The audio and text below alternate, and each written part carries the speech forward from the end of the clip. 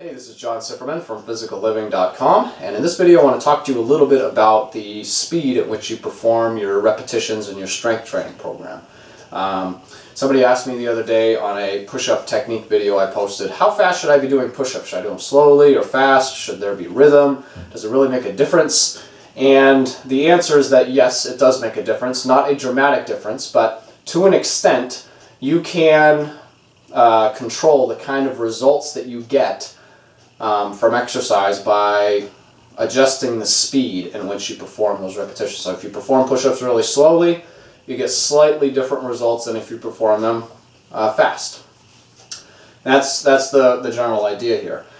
The underlying principle in this video is that everything is an act of conditioning. So whatever we do today becomes more easily repeatable tomorrow and in the future, because whatever we stimulate ourselves, or whatever we impose upon ourselves today through training, if we do push-ups slowly today, then our body is going to adapt to that stimulus and make it easier to perform push-ups slowly tomorrow and in the future. And if you do push-ups fast today, the body's going to adapt to that and make it easier to do them fast in the future. And so there's subtle differences in the kind of results we get because of that. And that's the underlying principle, is whatever we do today will be more easily repeatable tomorrow. So it's important to keep that in mind. I'm going to present to you a very simplified version of applying different speeds to your strength training exercises. Push-ups, pull-ups, squats, lunges, all sorts of strength-oriented exercises. It's a very simplified framework, and the reason it's simplified because I think a lot of so-called fitness experts and gurus try to make repetition speed and tempo considerations way more complicated than it needs to be, and people they get confused and they doubt themselves and they don't get the results they want because they're constantly second-guessing themselves. They're jumping around from program to program or method to method, and they don't stick with something long enough to see good results. And so I'm going to offer a very simple, foolproof blueprint. I'm not going to get into specific tempo considerations like sticking with an exact time length for your repetitions. A lot of tempo gurus will say you need to perform your exercises, the eccentric portion for 4 seconds, then pause for a second, perform the concentric portion for about 2 seconds, pause for another second, and it's this very strict arbitrary framework that is not individualized, or it's not customized for real people. It's based on this idea of how strength should be attained, and the reality is that there's so many different variables involved that we won't really get into here that determine how fast you should be performing your exercises, namely your skill level with the exercise, your conditioning level with the exercise, which is separate. Your genetics. Some people have, for instance, different muscle fiber makeup. We all have slow twitch and fast twitch muscle fibers. Some people have more of one type than another. So there's genetic factors.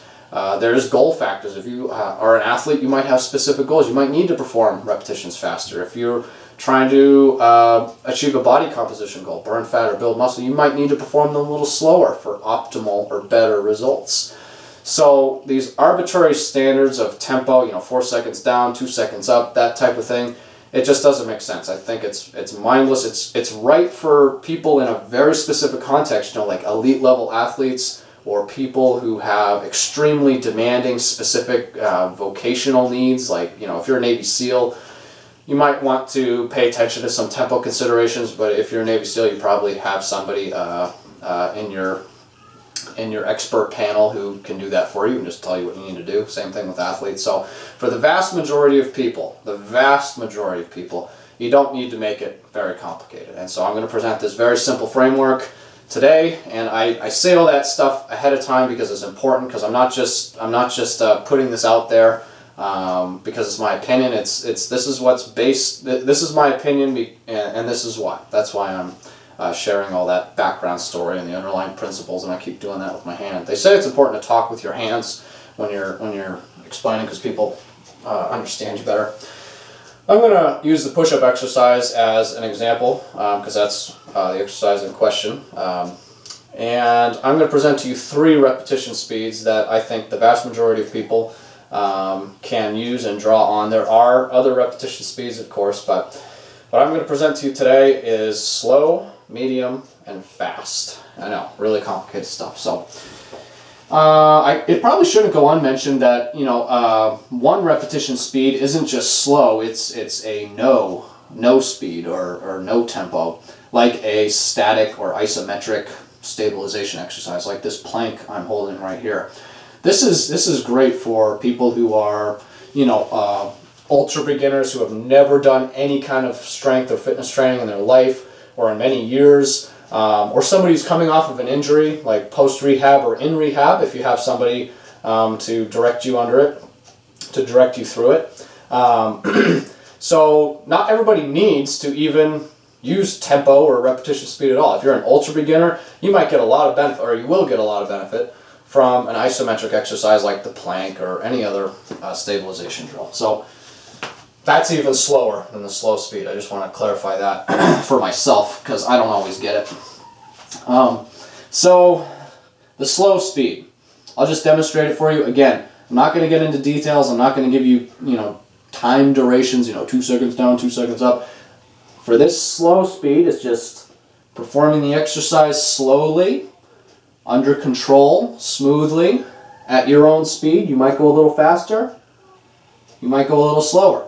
But generally speaking, like with the push-up, just down under control, pause for a moment, up under control, pause for a moment. That's the slow speed. And again, you might go a little faster, you might go a little slower. But the general premise behind this is remaining under control, moving slowly and smoothly. And the reason you might want to use this is because it lends itself well to balanced strength and muscle development. When you perform repetitions quickly, for instance, there tends to be an element of kipping or kind of skipping your way through the movement.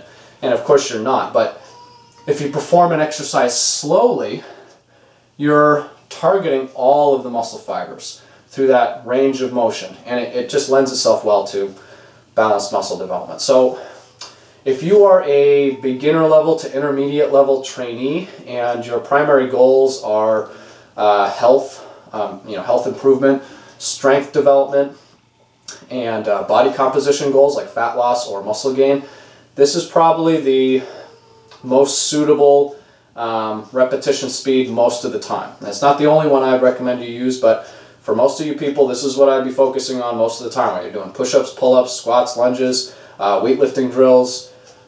As long as the exercise is a strength-oriented exercise first and not a power or endurance-oriented exercise, this is a speed you should be using most of the time, not all the time. So that's the slow speed. Medium speed. The general premise behind this is performing the exercise as fast as you can while maintaining complete control of the exercise and not breaking proper exercise technique. So, and again, this is a very individual speed or individual thing. It might be fast for me, it might be faster for you or slower for one of us. It's just, it depends on all those factors I mentioned before. So as fast as you can perform the exercise while still maintaining complete control and not using improper technique.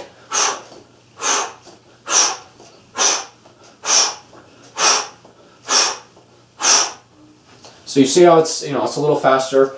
I'm out of breath. That tends to happen when you're exercising, and especially when you're talking, and especially when you're talking faster than you normally do, because I don't talk fast. I'm a very introverted person, actually. I don't really say that very often in my YouTube videos. I come across as this real warm, bubbly person. I'm very, actually, quite introverted. Not that I have trouble making small talk. It's just very awkward what I do. But that medium repetition speed it's better for strength and some elements of power development. And again, whatever you do today will be more easily repeatable tomorrow. So if you're performing those repetitions as fast as you can control, you're training strength through a range of motion as fast as you can control. And so I consider this medium speed kind of like the ideal, optimal, holy grail of strength training repetition speeds. Whereas power training, a little different. And endurance training, very different. So most intermediate, not brand new beginners, but most beginner to intermediate trainees and advanced trainees will want to draw on this medium repetition speed. And honestly, the vast majority of people do not need to use any other repetition speed than those first two, slow and medium. You can get the vast majority of strength, health, body composition, fitness benefits from those two speeds right there. And again, it's individual to your needs, your goals, your unique situation and circumstances. So that's the medium speed. The fast speed is reserved more for people who need it, because the faster you perform an exercise, the higher the risk of injury is, and so the more important your technique is. But assuming you can perform an exercise with good technique like the push-up, you can also include some faster repetitions, which is a little bit better for power development and force generation development, and some other things. So you can include this, but this is more for the seasoned intermediate to advanced trainees who have some experience under their belts. And again, this is an individual thing. They all are. So you could probably go a lot faster than I can, because you probably have a lot more fast twitch muscle fiber. So this is just an example of the fast speed.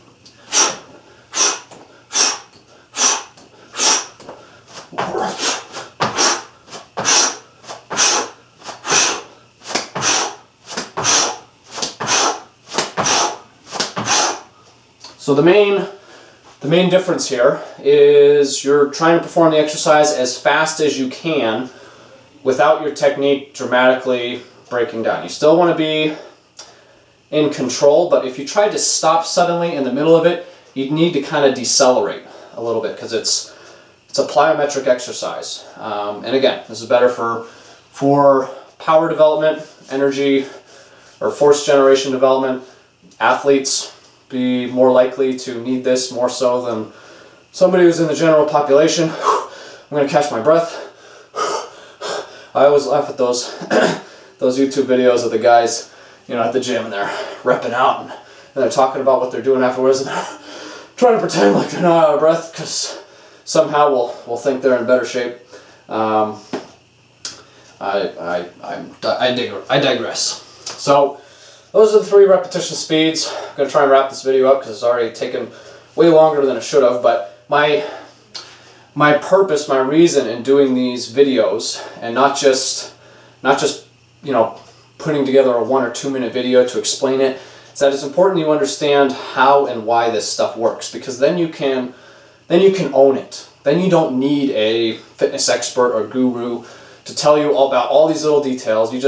You take some good information and you apply it, you use it, and then it's with you, and you can use it for the rest of your life. And so my hope is that this simple framework will just cut through all the dogma and the confusion concerning repetition speed and tempo considerations, and just give you something you can apply and use effectively to help you better achieve your goals. So I'm John Sifferman from physicalliving.com. Take care.